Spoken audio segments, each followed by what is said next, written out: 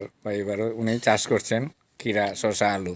গতবার আমি আপনারা ফর্মুলাতে ক্ষীরা চাষ কইরা আমি 70,000 টাকা ক্ষীরা বেচছি। কতটুকু জায়গায়? 8 ঘন্টা টাকা 70,000 টাকা। 70,000 টাকা বিক্রি করছি 8 ঘন্টা টাকা। আমার কেটটা গেছিলি আপনারা ওষুধ দেবনে আমার কেটটা টিকছে পরে আমি এই প্রচুর ফলন আমরা পাইছি।